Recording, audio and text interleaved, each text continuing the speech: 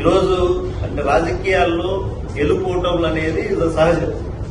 కానీ ఈరోజు ఇంతమంది మాట్లాడే ప్రతి ఒక్కరు కూడా నాకు ఒకటి బాగా నచ్చింది. ఇక్కడ ఎస్పెషల్లీ మెల్బోర్న్ టీంలో మాట్లాడిన ప్రతి ఒక్కరు కూడా జగనన్న మంచి చేశాడు, ఓడిపోయినాడు, ఇట్స్ ఓకే, బట్ స్టిల్ చరిత్రలో ఆయనకంటూ ఒక పేజీ ఉంటుంది, ఈజ్ ద బెస్ట్ సీఎం అని చెప్తున్నారు. చూడండి, దట్స్ వై అదే మైండ్ సెట్ లో మనమంతా ఉండాలి, అందరికీ కూడా తెలిసేలాగా చేయాలి. ఇందాక ఓటమి గురించి కూడా చెప్తున్నారు. అంటే మనకు 19 కి 24 కి ఓట్ షేర్ మనకు 10% తగ్గింది అంతే. సో 49%, 49.77 అప్పుడు వస్తే 24 వచ్చేసరికి 39.12 సంథింగ్ 22 ఏదో వచ్చింది. సో ఓవరాల్ గా 10% డిఫరెన్స్.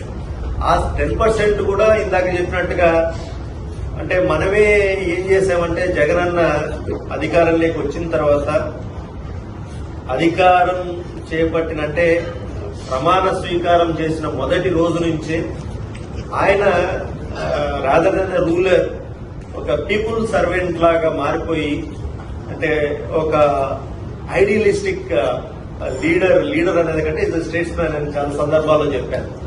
అంటే ఈ has an emotion bonding and it's a moral contract with the public.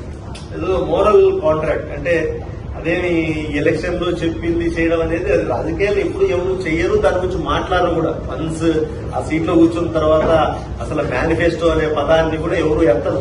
మనం మీరే చూస్తుంటారు, లేదా మీరు ఒక్కసారి చెక్ కూడా చేయండి. ఇండియన్ పొలిటికల్ హిస్టరీలో మేనిఫెస్టో అనే పదాన్ని ఏ లీడర్ ఎక్కువ వాడాడని మీరు అంతా టెక్కీస్ యూ టేక్ ఎనీ తీసుకొని అనలైజ్ చేయండి. జగన్ ఎవరు బీట్ చేయలేరు, ఎవరు ఉండబోరు కూడా.